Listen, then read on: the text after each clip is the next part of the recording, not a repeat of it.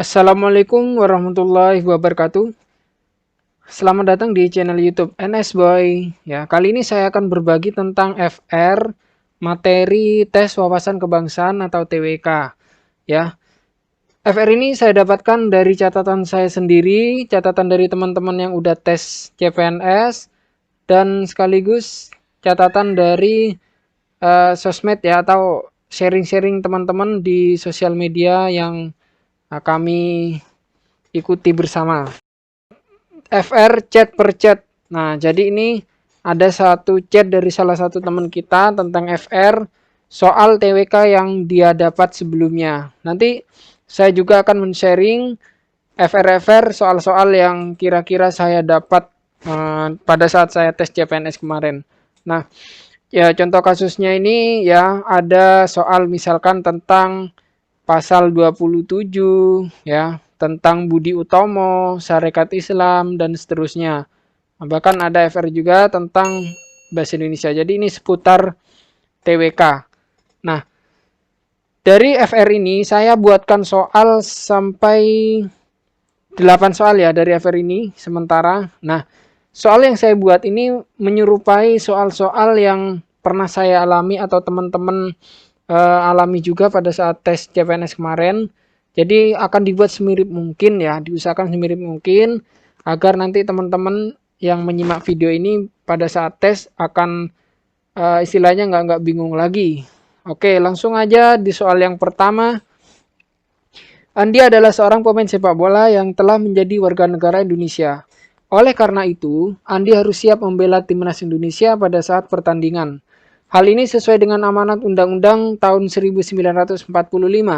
Terdapat dalam pasal berapa? Nah, soal ini dimaksudkan atau intisari soal pertanyaan ini adalah tentang bela negara ya, membela timnas Indonesia. Jadi di pasal berapa? A pasal 18, B pasal 25, C pasal 27, D pasal 28, E pasal 36. Oke, kira-kira jawabannya yang mana teman-teman? Langsung aja ke pembahasan. Ya, jawabannya adalah di pasal 27 pada ayat 3 dikatakan ya atau berbunyi setiap warga negara berhak dan wajib ikut serta dalam upaya pembelaan negara. Nah, upaya bela negara memang banyak, multi profesi ya. Katakanlah kita sebagai dokter, tentara, nah ini sebagai atlet ya, membela timnas pada saat pertandingan antar negara. Jadi jawabannya di option C. Pertanyaan selanjutnya, pada permulaan pergerakan nasional di Indonesia muncul berbagai organisasi, salah satunya Budi Utomo. Untuk mencapai tujuannya, Budi Utomo melakukan usaha-usaha seperti berikut, kecuali. Oke, diingat ya teman-teman, ini pertanyaannya adalah kecuali. Jadi, manakah yang bukan usaha-usaha yang dilakukan oleh organisasi ini? Oke, langsung aja ke pembahasan. Nah, tujuan Budi Utomo adalah memajukan pengajaran dan kebudayaan. Tujuan tersebut ingin dicapai dengan usaha-usaha berikut ini. Nah, ini ada 6 usaha yang dilakukan. Nah, kita cocokin dengan optionnya. Memajukan pengajaran. Kita cari di option ada atau tidak. Oke, ternyata ada. B. Memajukan pertanian, peternakan, dan perdagangan. Di option tidak ada. C. Memajukan teknik dan industri. Oke, ada di option A. D. Menghidupkan kembali kebudayaan. Ya, di option B. Wilayah gerakannya difokuskan di Jawa dan Madura. Ya, ini ada ya di option.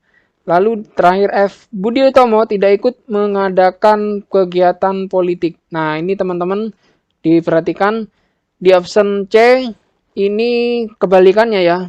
Malah melakukan kegiatan yang bersifat politik. Nah, ini yang salah. Oke, jadi jawabannya adalah di option C. Teman-teman dipahami ya, tidak harus menghafal, dipahami aja, dibaca berulang-ulang, nanti akan terbesit pada saat dapat soal seperti ini. Oke, pertanyaan yang ketiga, perhatikan keterangan berikut ini. Ini ada keterangan dari nomor 1 sampai nomor 5. Nah, tentang Sarekat Dagang Islam atau Sarekat Islam. Ini awalnya Sarekat Dagang Islam karena berganti kepemimpinan ya. Ini berubah menjadi Sarekat Islam. Nah, yang pertama keterangannya memajukan kegiatan perdagangan Islam. Yang kedua, memperkuat pedagang setempat dalam menghadapi monopoli pedagang atau saudagar dari Belanda. Yang ketiga, membantu para anggotanya yang mengalami kesulitan dalam bidang permodalan dan perdagangan. Yang keempat, memajukan pengajaran agama Islam. Yang kelima, memajukan kepentingan jasmani dan rohani penduduk pribumi.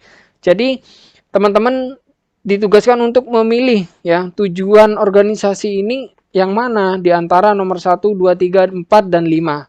Oke, lanjut aja ke pembahasan.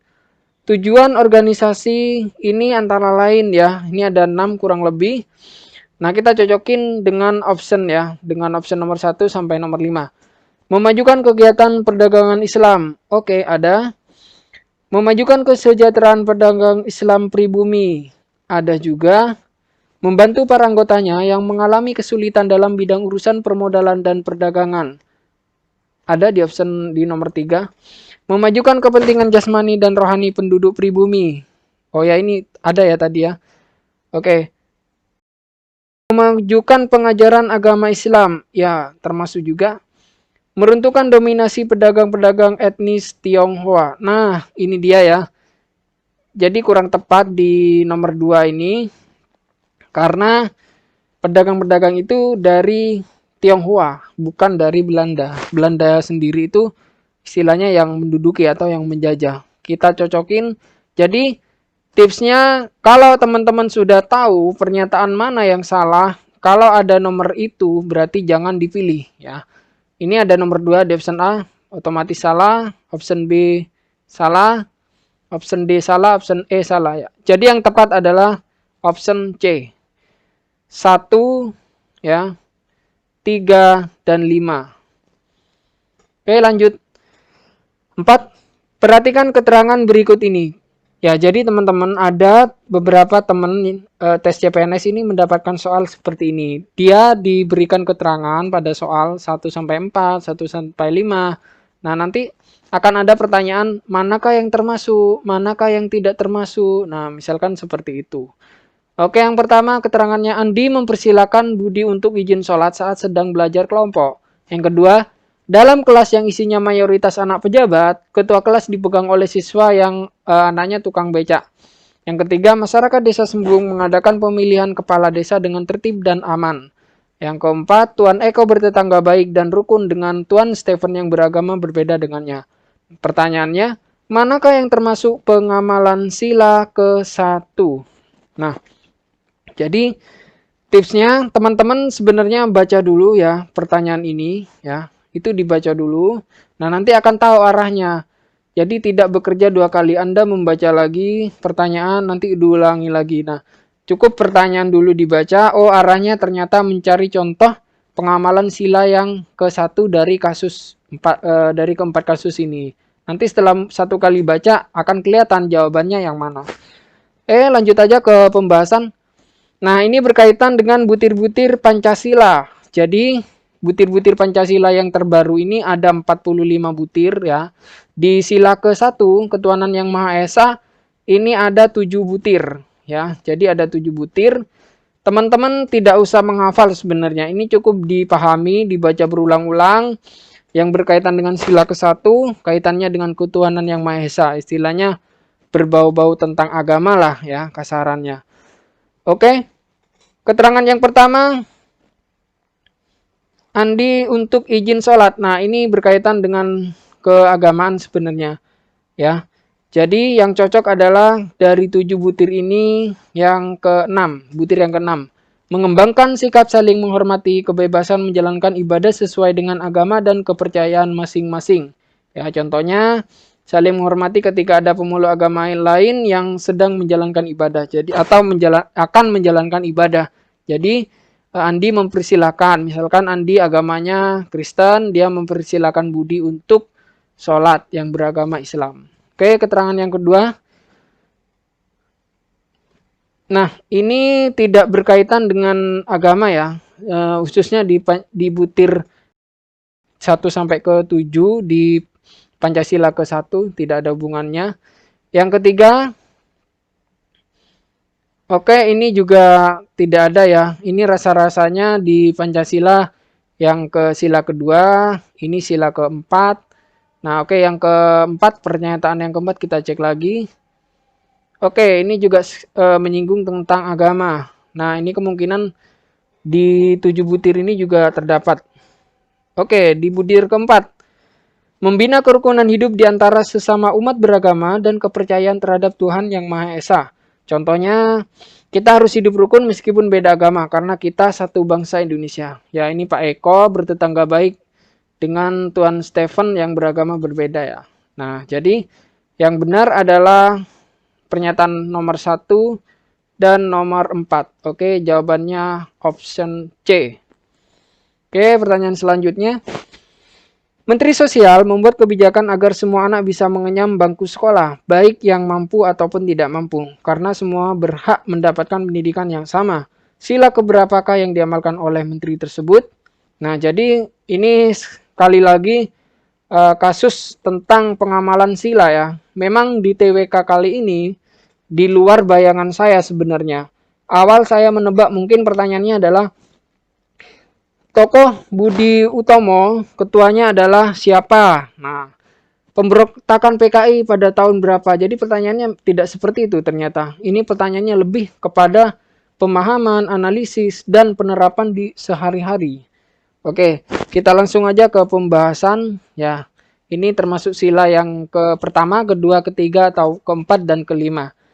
Nah, di butir sila keempat, ini ada 10 butir ya. Jadi, manakah 10 butir ini yang menunjukkan sikap ya, sikap dari Menteri Sosial tersebut? Nah, oke. Pertanyaannya, sila keberapakah yang diamalkan atau pengamalan sila keberapa yang diterapkan oleh menteri tersebut?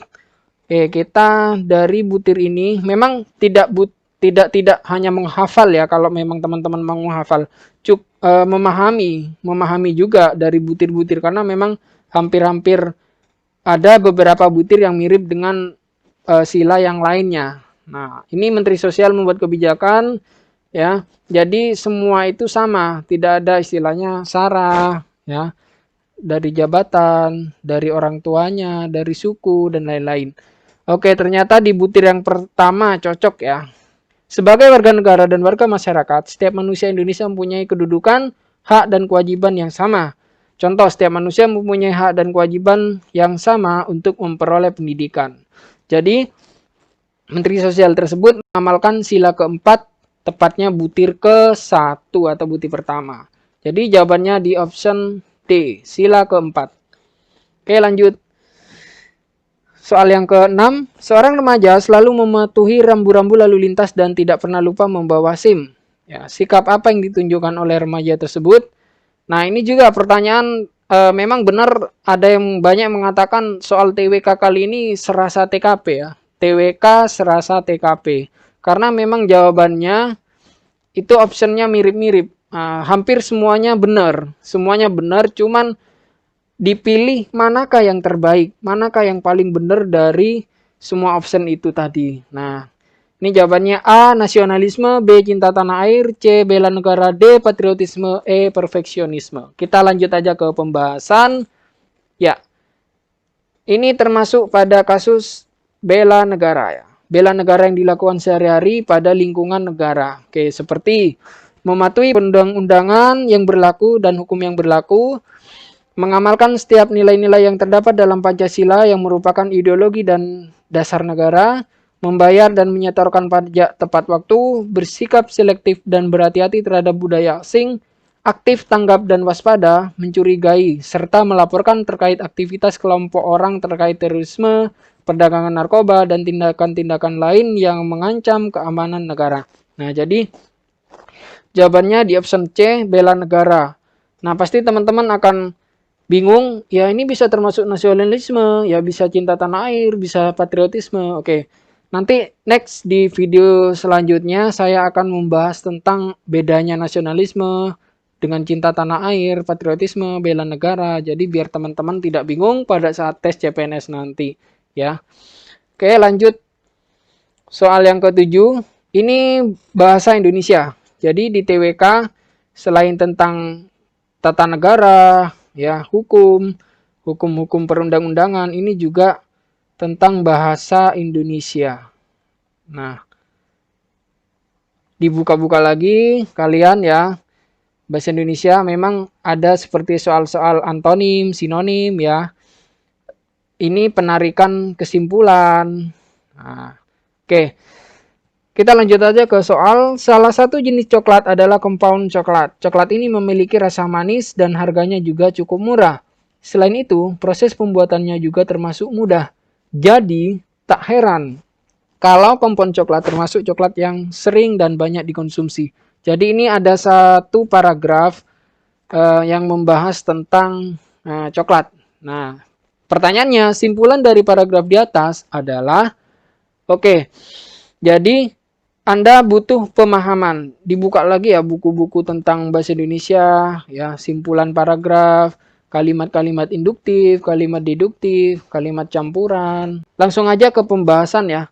Nah, di option tersedia 5, ini memang mirip-mirip semua jawabannya. Rasa-rasanya hampir benar semua, jadi kita harus pilih yang terbaik atau satu-satunya yang terbaik di antara jawaban opsi ke-5 ini tadi, dari A sampai E. Kita perhatikan dulu ya langkah-langkah untuk mencari kesimpulan suatu paragraf. Yang pertama, identifikasi hal-hal penting dalam teks. Nah, ini memang butuh pemahaman, butuh latihan, analisis dari teman-teman yang akan ikut tes CPNS ini. Atau memang ada beberapa tips ya. Ini cari kata-kata yang kebanyakan sering diulang. Ya, contohnya ini, coklat, compound coklat, coklat, ya, compound coklat, coklat. Jadi seputar coklat arahnya. Nah, oke, langkah yang kedua, buatlah opini atau pendapat yang mencangkup keseluruhan hal penting tersebut. Ya, kalau teman-teman analisisnya kuat, ya, sudah terbiasa menganalisis sebuah paragraf, mencari inti dari kesimpulannya, ini mudah. Tetapi kalau susah, Anda perhatikan kalau ada ciri khusus kalimat simpulan ya, ciri khusus kalimat simpulan yang ditandai dengan adanya kata-kata jadi, oleh karena itu, dengan demikian dan sebagainya. Oke, kita kembali ke paragraf ini. Ada tidak ciri khusus ya yang ditandai dengan kata-kata jadi, oleh karena itu, dengan demikian dan sebagainya? Ya, ternyata ada. Jadi. Nah, ini bisa jadi kita simpulkan untuk menjadi kalimat kesimpulan. Oke, yang terakhir, perhatikan isi kalimat atau pernyataan. Kalimat simpulan berisi opini atau pendapat akhir meliputi keseluruhan isi paragraf. Ya, ini rata-rata memang kalau sudah tersedia atau ada ciri khusus jadi, nah di kalimat terakhir, ya ini adalah kesimpulan atau simpulan dari suatu paragraf. Karena memang gampang ya, ada ciri khususnya. Yang susah itu memang butuh Anda membuat opini atau pendapat dari analisis Anda, kira-kira kesimpulan yang mencakup keseluruhan paragraf itu apa. Nah, oke, perhatikan kalimat terakhir paragraf di atas. Kalimat terakhir diawali oleh kata jadi yang menandakan ciri khusus dari simpulan paragraf. Jadi, jawabannya, oke, kita ulas satu persatu dari option A. Salah satu jenis coklat terbanyak adalah compound coklat. Nah, ini di luar fakta ya, di luar paragraf. Ini tidak membahas tentang compound coklat itu jenis yang terbanyak. Jadi, tidak ada di paragraf ini. Ini melenceng isinya. Yang B, coklat adalah makanan yang memiliki rasa manis dan harganya murah. Ya, memang di paragraf ada, tapi ini tidak mewakili kesimpulan dari paragraf ini. Ya, jadi kalimat ini masih setara dengan kalimat yang lainnya. Oke, option C, coklat adalah ya merupakan jenis makanan ringan. Ini juga tidak ada dalam paragraf, tidak dibahas, tidak dikatakan tentang makanan ringan. D, compound coklat termasuk coklat yang sering dan banyak dikonsumsi. Ya, ini merupakan kalimat yang terakhir.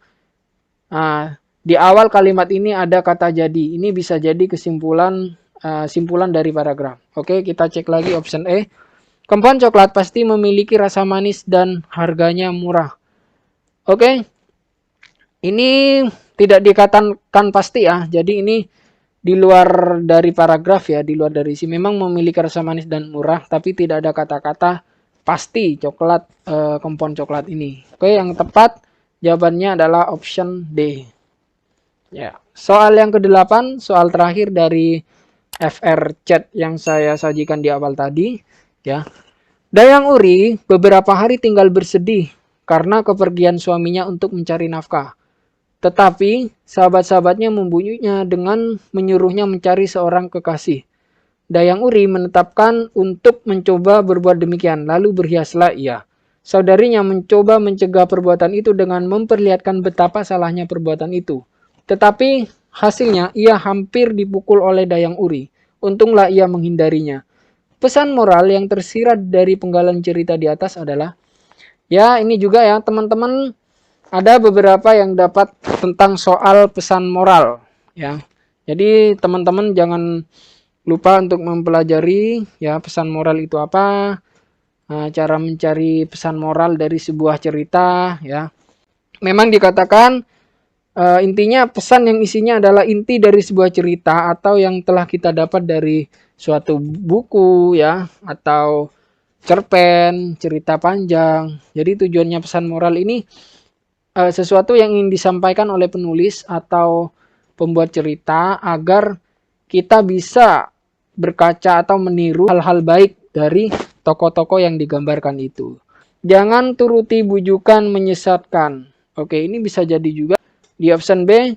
Jangan menyakiti pihak yang mau memperingati kesalahan kita. Ya, ini masuk juga. C. Sayangilah saudara sendiri. Ya, ini ada memang. D. Jadilah seorang suami yang mau bekerja keras. Ya, bisa jadi. E. Bersabarlah dengan siapapun. Ya, bisa jadi. Nah, ini juga pertanyaannya. TWK rasa TKP ini menjebak ya. Jadi, A sampai E ini rasa-rasanya benar semua. Ya. Oke, kita langsung aja ke pembahasan. Nah, dari penggalan cerita itu, pengarang hendak berpesan sebenarnya ya. Dia pesan moralnya begitu mudah terhasut. Ini mewakili ke semua. Jadi di option A, ini mewakili keseluruhan dari cerita yang dapat dikaitkan sebuah pesan moral. Oke, kalau yang B, kenapa kita tidak pilih B? Jangan menyakiti pihak yang mau memperingati kesalahan kita. Ya, kurang tepat ya. Ini kurang memang benar tapi kurang tepat dari keseluruhan ya, dari inti cerita dari di atas itu tadi. Sayangilah saudara sendiri. Ya, ini juga tidak bisa menjadi pesan moral tapi tidak khusus pada cerita ini. Ya, ini secara umum. Jadilah seorang suami yang mau bekerja keras. Ini tidak digambarkan secara jelas ya. Pesan moral ini tidak bisa dijadikan, kurang tepat lah istilahnya, karena peran suaminya tidak digambarkan dalam cerita ini. Bersabarlah dengan siapapun. Nah, ini utamanya kaitannya dengan saudara sendiri sebenarnya. Ini kurang tepat. Jadi pesan moral bersabarlah dengan siapapun pada kasus ini masih secara umum. Jadi yang secara khusus pesan moral pada kasus ini adalah jangan turuti bujukan yang menyesatkan. Nah, oke. Ya, sudah terakhir ya, sudah berakhir 8 soal dari satu chat FR. Selanjutnya saya akan membahas chat-chat yang teman-teman bagikan atau saya sendiri dapatkan atau catatan saya pada saat tes CPNS kemarin. Saya akan buatkan soal, kita akan membahas. Nah, oke, ditunggu video selanjutnya. Terima kasih. Wassalamualaikum warahmatullahi wabarakatuh.